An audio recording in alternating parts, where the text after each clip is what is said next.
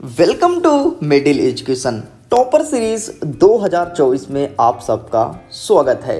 Topper series का मुख्य लक्ष्य है कि मिडिल एजुकेशन यूट्यूब चैनल के स्टूडेंट को एमपी बोर्ड में टॉप कराना, टॉप 10 में लेकर के आना।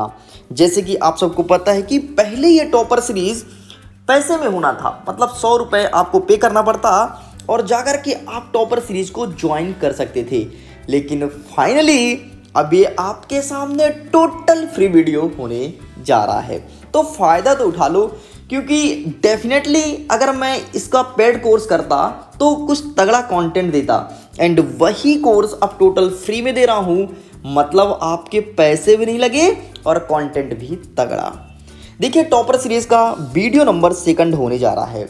ऑलरेडी फर्स्ट पार्ट अपलोड कर दिया हूं, जिसको लगभग 4000 से ज़्यादा बच्चे ने देख लिया है, एंड डेफिनेटली उनको फायदा भी मिला होगा, एक एक चीज समझ में भी आया होगा। बहुत सारे स्टूडेंट्स को टॉपर सीरीज के वीडियो का इंतजार रहता है कि कब आएगा टॉपर सीरीज का वीडियो, एंड आपके सामने कक्षा 10वीं के सामाजिक विज्ञान का चैप्टर नंबर 2 अर्थात वीडियो नंबर 2 प्रेजेंट करने जा रहा हूं। चलिए, तो एक नज़र हम रखते हैं अपने ब्लूप्रिंट की तरफ, फिर आगे बढ़ेंगे और एक एक प्रश्न के उत्तर को एकदम आसान भाषा में बताएंगे। आपको रटना नहीं पड़ेगा, तुरंत का तुरंत यहीं पर एक एक चीज़ याद हो जाएगा। ये देखिए, सबसे पहले हम ब्लूप्रिंट की तरफ आगे बढ़ते हैं और समकालीन भारत भाग 2 का अध्याय 1 जो है संसाधन एवं विकास, यहाँ से 4 नंबर के जितने भी प्रश्न पूछे आएंगे सभी को मैंने कवर कर दिया है। और अगर आपने अध्याय नंबर 1 या फिर पार्ट नंबर 1 का वीडियो नहीं देखा तो समझो आपका ये 4 नंबर कट गया, स्किप हो गया। इस वीडियो में हम कवर करेंगे अध्याय नंबर 2 वन एवं वन्य जीव संसाधन, जहां से 4 नंबर का प्रश्न पूछा जाएगा, और साथ ही कवर करेंगे जल संसाधन, जहां से 1 नंबर का प्रश्न आएगा। तो चलिए फटाफट हम अध्याय 2 को ओपन करते हैं और वहां से क्वेश्चंस को कवर करते हैं। तो ये रहा स्टूडेंट्स आपके सामने अध्याय नंबर 2। हमारे अध्याय का नाम है वन एवं वन्य जीव संसाधन। यहाँ से हमारे एग्जाम में 2 नंबर के क्वेश्चंस देखने को मिलेंगे और 1 नंबर के क्वेश्चंस देखने को मिलेंगे, लेकिन 1 नंबर का केवल 1 प्रश्न आएगा और 2 नंबर के 2 प्रश्न आएंगे इस चैप्टर से। मतलब हमें यहाँ से छोटे छोटे क्वेश्चंस प्रिपेयर करना है, तो टेंशन मत लो। जिस क्वेश्चंस को मैं टिक कर दूं केवल आप उसे अच्छे से रट लेना। सबसे पहले चौथा नंबर को देख लो। टाइगर प्रोजेक्ट परियोजना कब लाया गया था? तो ये लाया गया था आपका 1973 में। अब देखो, टाइगर प्रोजेक्ट लाया गया था 1973 में, और सबसे पहले टाइगर प्रोजेक्ट लागू किया गया था मध्य प्रदेश के कान्हा किसली नेशनल पार्क में, जो मंडला के पास स्थित है। मतलब 1974 में, इस चीज को ध्यान रखना। 2 प्रश्न आपका तैयार हो गया। टाइगर प्रोजेक्ट कब लाया गया था? ये तो 73 में लाया गया था, लेकिन 1 साल बाद मध्य प्रदेश के कान्हा किसली नेशनल पार्क, जो कि मंडला में है, वहां पर टाइगर प्रोजेक्ट प्रारंभ किया गया था। इस चीज को ध्यान रखिएगा, ठीक। तो आपसे पूछा जाए यदि प्रश्न में कि मध्य प्रदेश में सबसे पहले टाइगर प्रोजेक्ट कहां लाया गया था, तो तुमको अब पता हो चुका है, ठीक। चलिए आगे बढ़ते हैं और कौन कौन से क्वेश्चंस आएंगे सबको टिक कराऊंगा, टेंशन मत लो। देखो बेटा, यहां से कोई क्वेश्चंस कोई खास देखने को नहीं मिलेगा। हम स्टार्ट करेंगे अपने 2 नंबर से। देखो बेटा, हमारा पहला प्रश्न कहता है आरक्षित वन क्या है। ये प्रश्न आपके पिछले साल के त्रैमासिक पेपर और पिछले साल के अर्धवार्षिक पेपर में पूछा था, मतलब प्रश्न रिपीटेड है। वन आपके 3 प्रकार के होते हैं, ध्यान सुन लो। वन होते हैं 3 प्रकार के, कौन कौन से? एक होता है संरक्षित वन, दूसरा होता है आरक्षित वन, और तीसरा होता है अवर्गीकृत वन। तीनों वन को अच्छे से समझना, क्या क्या होता है संरक्षित, क्या होता है आरक्षित और क्या होता है अवर्गीकृत वन। सबसे पहले मैं बात करूं अवर्गीकृत वन, तो अवर्गीकृत वन उसे कहते हैं जहां पर तुम पशु भी चरा सकते हो और जंगल को काट सकते हो, ठीक। उसे कहते हैं क्या? अवर्गीकृत वन। आगे बढ़ते हैं अब हम संरक्षित वन की तरफ। संरक्षित वन का मतलब होता है जहां पर आप पेड़ पौधे को नहीं काट सकते हो। ध्यान सुन लो, सॉरी आरक्षित वन कवर करते हैं। जहां पर आप पेड़ पौधे को नहीं काट सकते हो, पशु को नहीं चरा सकते हो, और वहां पर वन्य प्राणी को संरक्षण किया जाता है, उसे कहते हैं आरक्षित वन। हमारे भारत देश में सबसे अधिक आरक्षित वन है, लगभग 56% आरक्षित वन है, जहां पर हम ना तो पेड़ पौधे काट सकते, ना तो जीव जंतु को चरा सकते। इसका सबसे अच्छा और बेहतरीन एग्जाम्पल है आपका राष्ट्रीय उद्यान, चाहे आपका बांधवगढ़ हो, पन्ना हो, कूनो हो, या फिर कोई भी राष्ट्रीय उद्यान है, फिर संजय टाइगर रिजर्व हो जो कि सीधी साइड है, ठीक। तो कोई भी हो, ये सभी आएंगे आपके आरक्षित वन में। आगे बढ़ते हैं संरक्षित वन।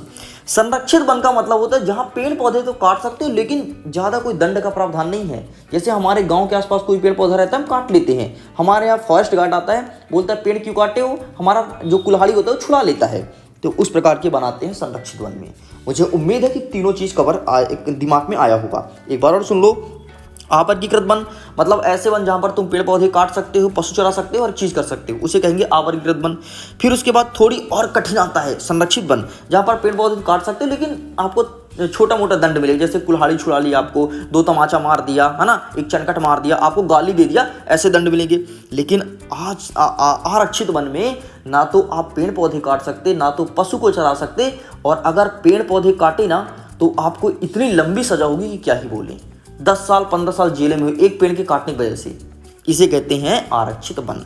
मैं उम्मीद करता हूं समझ में आया होगा। बाकी यहाँ पर क्या लिखा है मैं पढ़ के भी बता देता हूं। देखो क्या लिखा है, देश के आधे से अधिक वन, देख लो आधे से अधिक, भाई आधा मतलब तो 50 होता है ना, मैंने पहले बोला 56% है, ठीक। आधे से अधिक वन को घोषित किया जाता है जहां वन्य एवं वन्य प्राणियों का संरक्षण की बात करता है, ठीक। और आरक्षित वन सबसे अधिक मूल्यवान माना जाता है क्योंकि औषधि वगैरह यहीं पर आते हैं। आपको पता है जो फोटो क्लिक करने वाले होते हैं वर्ल्ड वाइड वेब के, ठीक, मतलब विश्व भर में जितने वो होते हैं एनिमल होते हैं और वेब में अपलोड करते हैं, उनका जो फोटो क्लिक करते हैं वो यहीं आते हैं। एक बार मैं गुजर रहा था बांधवगढ़ नेशनल पार्क से, है ना, मैं तो अपने गाड़ी से था, मैं 2 व्हीलर से निकल रहा था, तो नेशनल पार्क के अंदर से रास्ता गया है, तो वहाँ पर ना फोटो क्लिक करने वाले भाई साहब, उनका कैमरा देखा भाई, इतना खतरनाक कैमरा, और वो अपने वो जिप्सी खड़े करके और एक कोई गैंडा वैंडा पता नहीं क्या था उसका फोटो क्लिक कर रहे थे वो, ठीक। बड़ा एकदम सुंदर दृश्य था भाई। वो पानी में कुछ खा रहा था, फिर कुछ नहा रहा था, कुछ कर रहा था। अब वो मैं खड़े हुआ लेकिन वहाँ पर परमिशन नहीं होती खड़े होने के लिए, तो मुझे वो 2 बार बोले आप जाओ जाओ, लेकिन अपन भी ठीक आदमी, अपन तो देखेंगे भाई, है ना। फिर अरे बोले कि भाई जाओ ना, आप क्यों खड़े हो, तो फिर वहाँ से हम लोग निकल गए। बाकी मैं 2 बार उनके बोलने पर नहीं गया क्योंकि मुझे देखना था कि लोग फोटो कैसे क्लिक करते हैं। उनके कैमरे बड़े खतरनाक थे, है ना, इतना खतरनाक कैमरा तो अपन यूट्यूब में वीडियो बनाने के लिए यूज नहीं करते हैं, ठीक। तो इस प्रकार से बेटा ये पूरा कंप्लीट होता है। बाकी यहाँ से 3 चीज़ मैं कवर कर दिया हूँ और उम्मीद करता हूँ कि आपसे अब बन जाएगा 3 के तीनों चीज़। चलिए आगे बढ़ते हैं, बाकी यहाँ से कोई भी प्रश्न नहीं आएगा। अच्छा नेक्स्ट देखो, अभ्यारण्य किसे कहते हैं। अब 2 चीज़ होता है, अभ्यारण्य और राष्ट्रीय उद्यान। देखो बेटा, राष्ट्रीय उद्यान में भी जीव जंतु को पालते हैं, अभ्यारण्य में भी जीव जंतु को पालते हैं, लेकिन राष्ट्रीय उद्यान में किसी एक जीव जंतु को, ध्यान सुन लो, किसी एक जीव जंतु को फोकस किया जाता है। लेकिन अभ्यारण्य में जिस स्थान पर अभ्यारण्य बनाया जाता है वहाँ के कल्चर को ध्यान में रखा जाता है। नहीं आया समझ में? नहीं आया, मुझे पता है, फिर से सुनो। सपोज करो कि हमारे गांव का एक नदी बड़ा फेमस है, बात को समझना। सपोज करो हमारे गांव का नदी बड़ा फेमस है और नदी इतना फेमस है कि नदी को धीरे धीरे लोग बाग काट रहे हैं, गंदगी मचा रहे हैं, पूरा हर चीज बहा रहे हैं, कुछ भी कर रहे हैं, ठीक। और नदी के पास एक जंगल भी है जिसको लोग बाग काट रहे हैं। तो उस नदी को और उस जंगल को बचाने के लिए हम उस क्षेत्र में बना देंगे एक अभ्यारण्य कि लो भैया अब यहाँ तुम आ नहीं सकते हो, यहाँ जो जीव जंतु उन्हें नुकसान नहीं पहुंचा सकते, कुछ नहीं कर सकते हो, ठीक। इसे कहते हैं अभ्यारण्य। लेकिन राष्ट्रीय उद्यान जो होता है ना, राष्ट्रीय उद्यान जहाँ पर बनाएंगे वहाँ पर का जो जीव जंतु उसे तो पालेंगे ही पालेंगे, बल्कि अलग जगह से जीव जंतु को लेकर के आएंगे और पालेंगे। इसे कहते हैं राष्ट्रीय उद्यान। राष्ट्रीय उद्यान में टाइगर प्रोजेक्ट चलाया जाता है, मतलब चीता को ज़्यादातर पाला जाता है। अब हमारे यहाँ पे क्या लिखा है इसको भी जरा एक नज़र देख लेते हैं। अभ्यारण्य राष्ट्रीय उद्यान के समान ही होते हैं। देखो मैं पहले लाइन में ही बोला था, सेम होते हैं, लेकिन ये वन्य प्राणी को संरक्षण एवं प्रजातियों को सुरक्षित करने के लिए प्राकृतिक स्थान है। देखो प्राकृतिक स्थान में बोला ना कि जो जहाँ पे स्थित है बस वहीं पर बना देते हैं घेरा, कहीं से कोई लाते नहीं है, जो जहाँ पे स्थित है वहीं पर बना देते हैं, उसे कहते हैं अभ्यारण्य। और एक स्थान से दूसरे स्थान तक ले जाते हैं, उसे कहते हैं राष्ट्रीय उद्यान। मैं उम्मीद करता हूँ दिमाग में ऐसा हिट किया होगा कि कभी भूलोगे नहीं। एक बात बोलूँ, टॉप तुम करोगे और मोहल्ले का लड़का जब तुम्हारा रिजल्ट खुलेगा तो देख के रोएगा, वो भी पूछे भैया आपने किससे पढ़ाई किया। पक्का बता रहा हूँ, ठीक। इसलिए आप इन क्वेश्चंस को अच्छे से प्रिपेयर कर लो। आगे बढ़ते हैं, नेक्स्ट क्या कहता है, लघु उत्तरी प्रश्न। यहां देखते हैं कौन कौन से प्रश्न पूछा जाएगा। जैव विविधता क्या है। देखो बेटा नाम से स्पष्ट है, जैव विविधता मतलब जीवों की विविधताएं, मतलब जहां पर विभिन्न प्रकार के जीव जंतु पाए जाते हैं उसे कहते हैं जैव विविधता। अब बोलोगे सर क्या जैव विविधता में जीव जंतु बस पाए जाते हैं, तो मैं बोलूंगा नहीं। जैव विविधता में आपके पेड़ पौधे आएंगे, जीव जंतु आएंगे, मनुष्य आएंगे, कीड़े मकोड़े आएंगे, और इन सब से मिलकर के जो हमारा क्षेत्र बनता है, जो एरिया बनता है, इसे कहते हैं जैव विविधता। समझ गए, बस इतना ही है। और जैव विविधता मनुष्य के लिए बहुत ही इंपॉर्टेंट है। यहाँ पे प्रश्न पूछा ना, यह मानव के लिए क्यों महत्वपूर्ण है?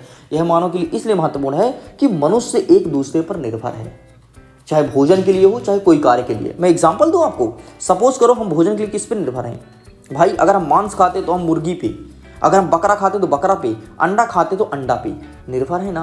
अंडा कौन देता है? क्या इंसान अंडा देता है? नहीं, मुर्गी देती है अंडा, है ना। हम बकरे का मांस खाते हैं भाई, मतलब मैं अपने को नहीं बोल रहा हूँ, एक मनुष्य को लेकर के बोल रहा हूँ। नहीं तो बच्चे कमेंट करें, छी सर आप बकरी का मांस खाते हो, और लड़कियां बोले हाय रब्बा सर ने क्या बोल दिया, है ना। मैं अपने को नहीं बोल रहा हूँ, एक इंसान को समझा रहा हूँ कि इंसान किस प्रकार से एक दूसरे से निर्भर है।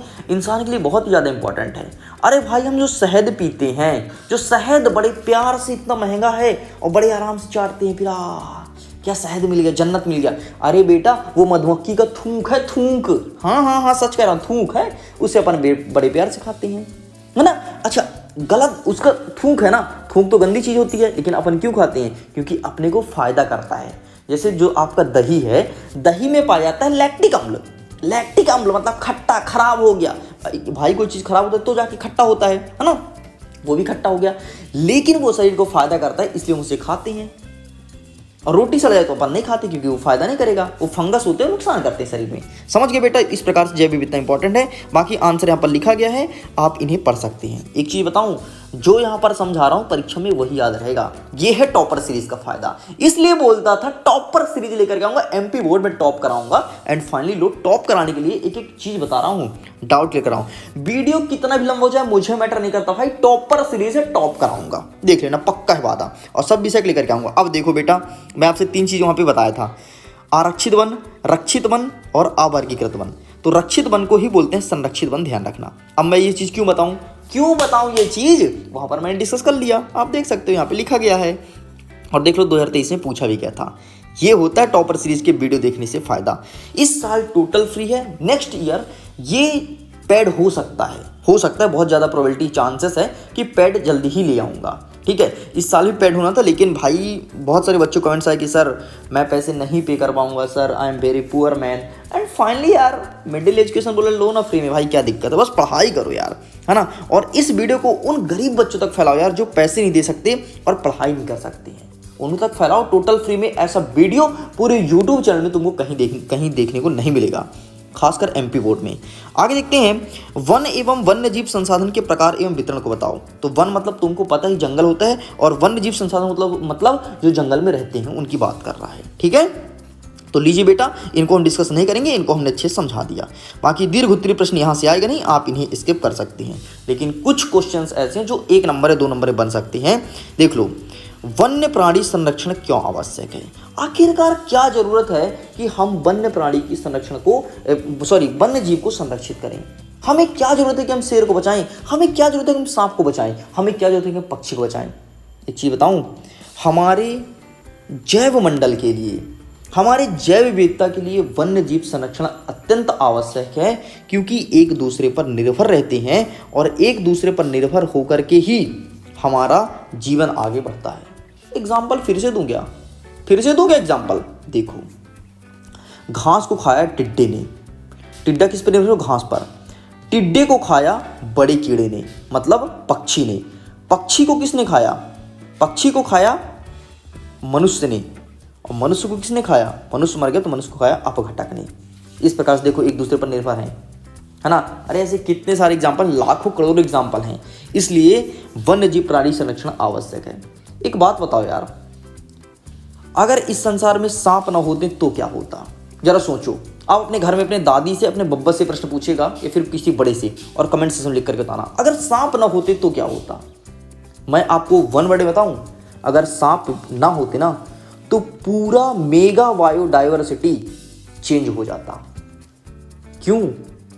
आप सभी बच्चों को मैंने प्रश्न होगा, आखिरकार क्यों, ऐसा क्यों होता? इसका आंसर प्लीज आप मुझे दीजिएगा। गूगल मत करना, ईमानदारी से अपने घर में पूछना, अपने बड़े भैया दीदी से पूछना, जिन आपको जो लगे कि ये बता सकते हैं, उनसे पूछ के, और जिसके घर में जो आंसर होता है मुझे कमेंट से लिख के बताना। नेक्स्ट वीडियो जब मेरा आएगा पार्ट नंबर 3, उसमें मैं बाकायदे अच्छे से एक्सप्लेन कर दूंगा। लेकिन अभी आपके लिए इतना होमवर्क तो बनता है। ठीक, तो आपको इतना क्वेश्चन यहाँ से प्रिपेयर करना, तो बाकी कोई भी क्वेश्चन नहीं आएगा, आप इन्हें स्किप कर सकती हैं। चलिए बेटा, आ गया हमारा अध्याय नंबर 3, जल संसाधन। जल संसाधन वाले चैप्टर को ज़्यादा नहीं पढ़ना है, क्योंकि टोटल 1 नंबर का प्रश्न यहाँ से आएगा। टोटल 1 नंबर का मतलब एक वस्तुनिष्ठ आएगा। वस्तुनिष्ठ क्या आएगा, मैं आपको दे दूंगा टेलीग्राम पे। आपको पता है टेस्ट सीरीज लगातार चला रहा हूँ, वो भी टोटल फ्री है। तो टेस्ट सीरीज में जुड़िए, लिंक डिस्क्रिप्शन बॉक्स में दिया गया है, टच कीजिए, टेस्ट दीजिए। बाकी वैसे टेलीग्राम पर भेजा जाता है, वहाँ से आप जुड़ के देख सकते हैं। अच्छा, 1 नंबर के कौन से क्वेश्चंस बनेंगे ये मैं आपको बता देता हूँ, टिक कर लो फटाफट। 6वां नंबर, 7वां नंबर, इन्हें 6 टिक कीजिए। चलिए आगे बढ़ते हैं, नेक्स्ट 9वां नंबर। ठीक, टिक कर लो भाई, बस एक ही प्रश्न आएगा तो आप टिक कर लो इसे, बाकी यहाँ से कोई भी नहीं आ रहा है। नेक्स्ट देख लेते हैं 1ला नंबर, स्किप करिए, कोई दिक्कत नहीं। नेक्स्ट हम देख लेते हैं, ये सत्य को पूरा देख लेना, पूरे 5 के 5, ज़्यादा नहीं है, 5 के 5 देख लेना, ठीक है। बस भाई साहब इतना आपको पढ़ना है। चलिए स्टूडेंट्स, तो इस प्रकार से मैं उम्मीद करता हूँ वीडियो काफ़ी पसंद आया होगा। अगर वीडियो पसंद है तो वीडियो को लाइक कीजिए, अपने दोस्तों के साथ शेयर कीजिए। अगर पहली बार चैनल को सब्सक्राइब जरूर कीजिएगा। मैं वीडियो को एंड करना चाहता हूँ, जल्दी मिलते हैं 3rd पार्ट के साथ। Bye bye.